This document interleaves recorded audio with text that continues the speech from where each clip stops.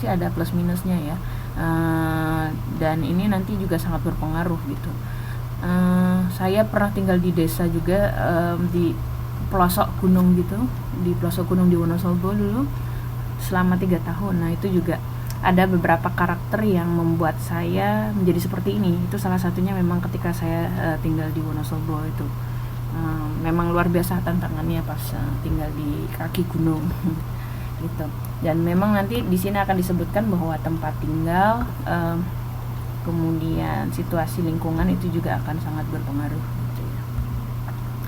Terus nih ada kepribadian itu, faktor-faktor yang membentuknya apa saja sih kok seseorang bisa menjadi seperti itu.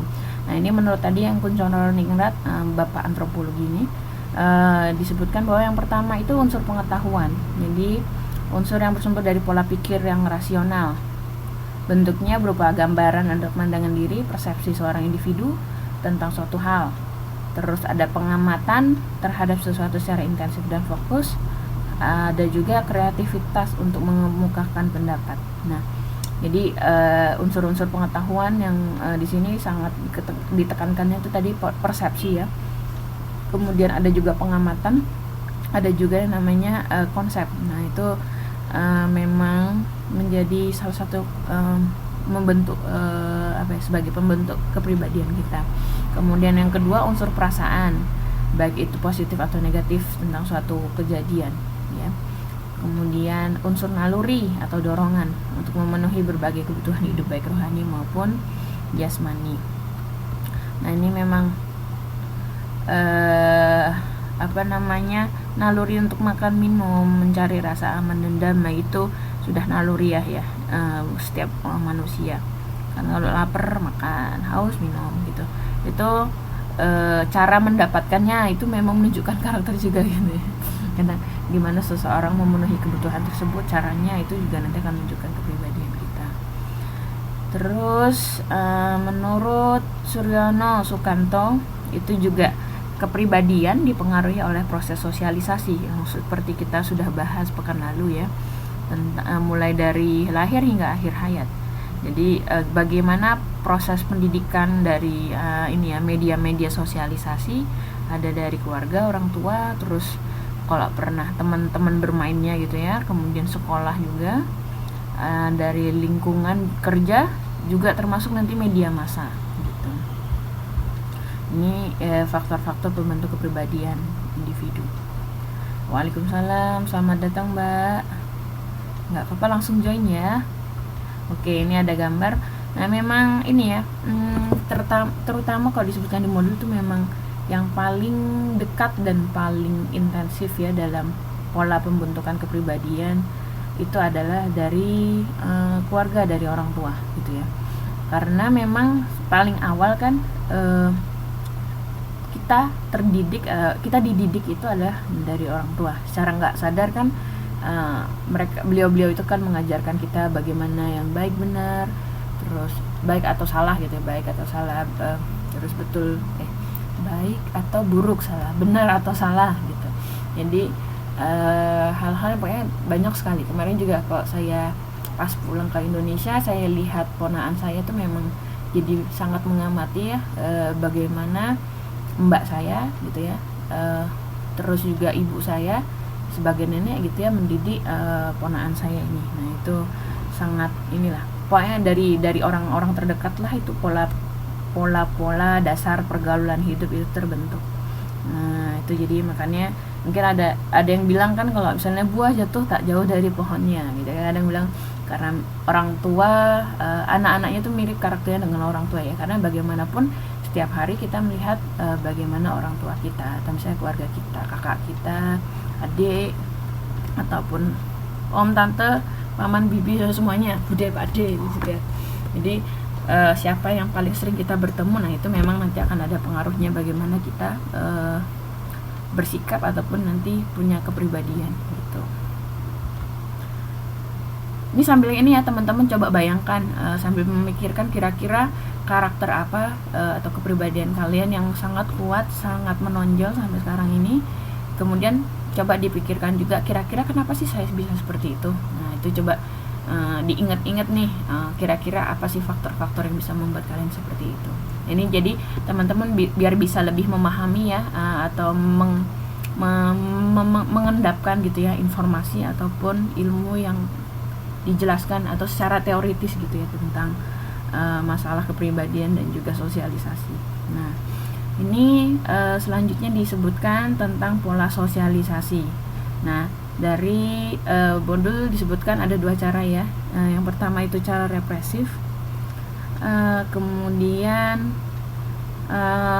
ada juga cara partisipasi gitu. Nah, yang cara represif atau menekan gitu ya, itu mengutamakan adanya ketaatan anak pada orang tua. Nah, ini contohnya ada menghukum perilaku yang keliru, terus hukuman imbalan material, patuhan anak, komunikasi dan sebagainya.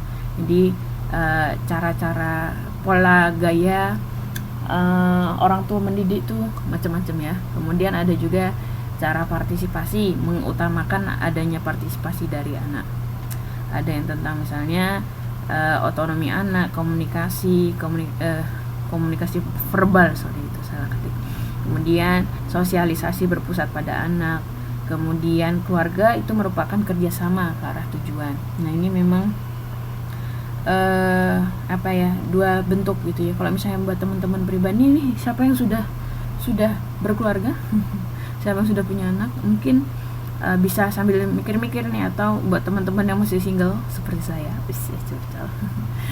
ini bisa dipikir-pikir kira-kira pola asuh dari keluarga kita itu seperti apa sih. Ini bukan masalah tentang baik buruk ya, tapi lebih ke kalau misalnya memikirkan lagi ya, kenapa kok misalnya kita seperti ini, mungkin karena pola asuh keluarga kita gini bla bla bla bla.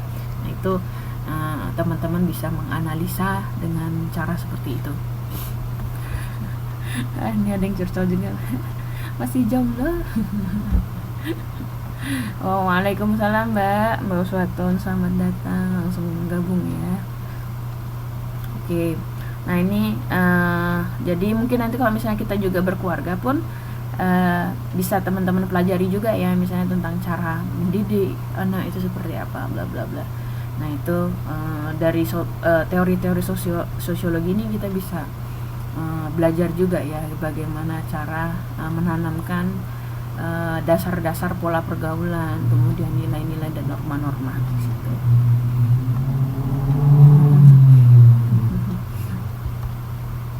Oke. Nah, ini juga disebutkan namanya kelompok persahabatan dalam pembentukan kepribadian remaja.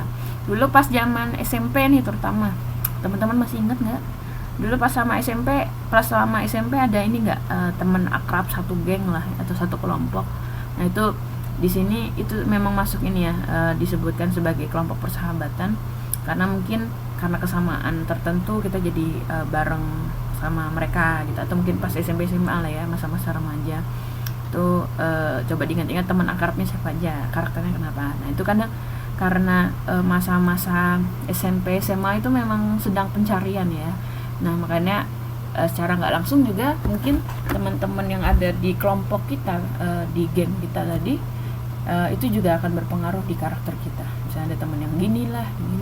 Saya ingat banget kalau dulu pas SMA ya, apa SMP ya, saya lupa. Itu teman-temannya memang orang-orang yang semangat banget beraktivitas itu ya, aktivis gitu.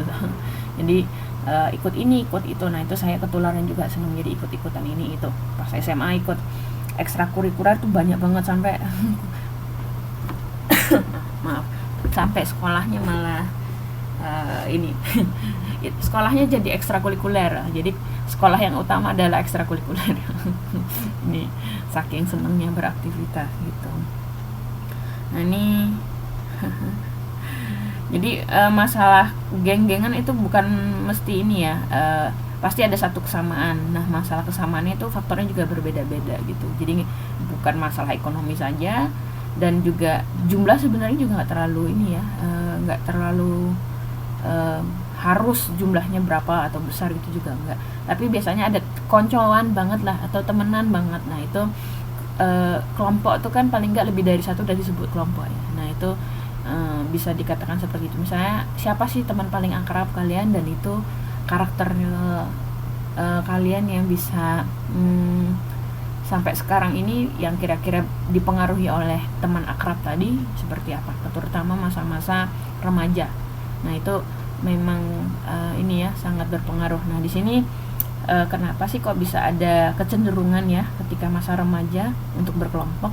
Itu karena memang ada disebutkan rasa aman yang dianggap penting dalam kelompok. Kemudian itu juga nanti terkait dengan perkembangan kemandirian remaja.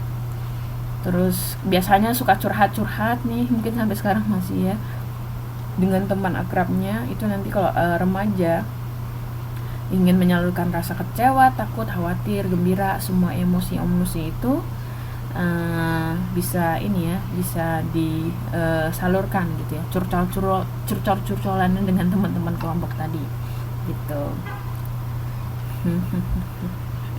Iya, saling melengkapi gitu ya, jadi macam-macam karakternya gitu ya. Kemudian selanjutnya remaja mengembangkan keterampilan sosial melalui interaksi dalam kelompok. Nah jadi memang interaksi itu juga nggak harus dalam bentuk yang besar ya, tapi minimal dengan tadi teman satu kelompok itu kita sudah belajar namanya mengembangkan keterampilan sosial gitu ya. Bagaimana cerita-cerita, curcol-curcolan itu salah satu bentuk interaksi. Jadi kalau bilang wah nggak guna gitu, oh bukan, jangan salah, itu bisa dijawab. Ini sebagai saya sedang mengasah keterampilan sosial ya, gitu. Oke, terus selanjutnya kelompok persahabatan punya pola perilaku dan kaidah tertentu ya, yang mendorong remaja untuk bersikap lebih dewasa. Nah ini kadang memang dulu saya ingat banget pas zaman kuliah awal-awal. Nah itu saya punya teman satu kelompok yang benar-benar membantu saya dalam pendewasaan diri gitu ya. Ketika saya curcol gitu, mereka memberi nasihat-nasihat yang menurut saya sangat bijak, yang sehingga membuat saya berpikir lah gitu, kalau misalnya ada masalah kita mengelolanya atau menganalisanya dengan baik gitu ya, nggak terlalu emosional segala macam gitu ya. Ya itu makanya ada pola-polanya tersendiri sih. Jadi nggak selalu sama kalau satu kelompok dengan kelompok lain, tapi ada sesuatu yang khas yang memang itu proses pendewasaan ya, untuk bisa memahami hidup gitu. Wah apa sih. Kemudian tentang ini ya, bisa dalam kelompok itu juga mengembangkan keterampilan berorganisasi dan kepemimpinan. Nah ini terutama kalau misalnya teman-teman dulu pas SMP SMA pernah ikutan ekskul gitu ya, ekstrakurikuler. Ada ikut apa? Pramuka ya minimal. Ada ikut kegiatan SMP SMA? Ikutan apa dulu? Teman-teman sekalian, silakan ketik. Dulu pernah ngapain pas SMP SMA? Kegiatan apa yang kalian ikutin ekstrakurikuler? Wah nari, mantap. Pramuka. Apalagi yang lainnya? Nari, dulu saya gamelan. Ingat SMP itu saya ikut pramuka sama ikut karawitan. Wah, main gamelan. Ih mantap nih, jahit.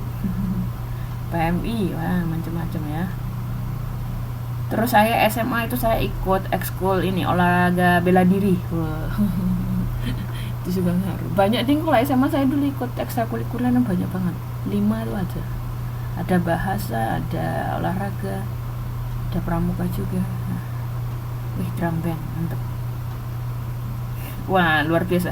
Wah, sibuk bantu orto itu salah satu bentuk ini juga ya Mbak ya, pengalaman ini ya, kalau misalnya pengalaman bekerja atau membantu orang tua. Nah, itu kan juga ada istilahnya satu kelompok tersendiri ya. Jadi kalau misalnya disebut geng atau kelompok itu bukan hanya konteksnya bermain bersama, tapi termasuk misalnya udah mulai bantu-bantu kerja kayak gitu, itu juga termasuk salah satu bentuk pendewasaan diri gitu ya, ketika membentuk kepribadian ketika remaja begitu. Nah ini banyak sekali ya, maka dari itulah kalau misalnya teman-teman tadi sudah ungkapkan pengalaman masa remaja itu kan pasti ya kita beda-beda ya. Nah itu nanti yang jadi pembentuk karakter kita sekarang ini gitu. Iya betul Mbak, bisa jadi mandiri gitu ya, udah terbiasa gitu ya. Terus balet renang. Balet renang itu kayak apa Mbak? Balet renang, ada renang, balet dan renang gitu ya maksudnya Mbak. Sip gitu ya. Terus ada menumbuhkan rasa kesetiakawanan sosial yang kuat. Nah ini memang ini juga ya. Saya jadi ingat dulu kalau ketika SMP